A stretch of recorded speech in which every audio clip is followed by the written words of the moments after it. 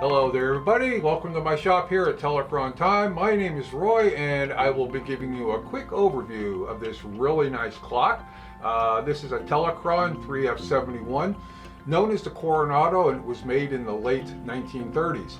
This particular clock belongs to a client by the name of Cecilia out of Greenleaf, Wisconsin, wherever that might be. Hello Cecilia.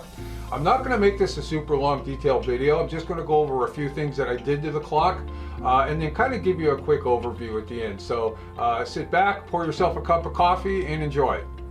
Well, Shop Lizard is on patrol today. He's doing his job, making sure that my work area is free of any bugs. All right, so I've already gone and cleaned the movement. It was pretty dirty, but I got those pieces looking like brand spanking new.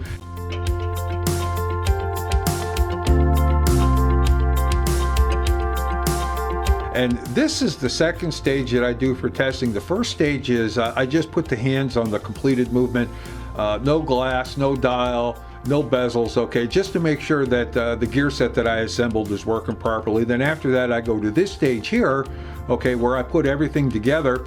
And the reason why I do this is because I have to run the clock to make sure that the hands are pointing correctly and that none of the hands are snagging, because there's nothing worse than having to take apart a perfectly good clock just to make a small correction because I didn't test it. You can see I've had this clock, I set it for 12 when I started, so it's been running for 3 hours absolutely perfectly. One unique thing about this is that there's two bezels on this clock. This is an outside bezel right here, there's an inside bezel right there.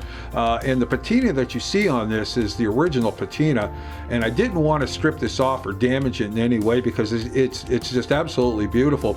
But the problem I had is that this outside, okay, bezel is part of the movement.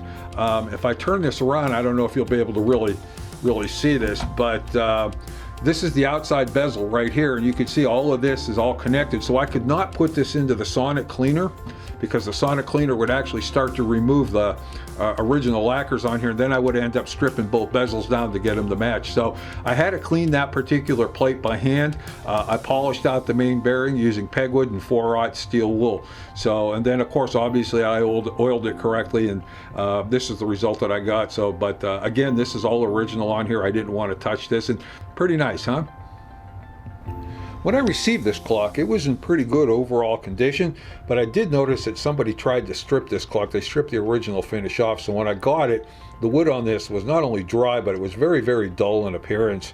And apparently they must have used a very aggressive type of stripper on this, like clean strip. And if you don't know what I'm talking about those strippers that have the real strong smells to them, and if you get any on your skin, it burns right into it.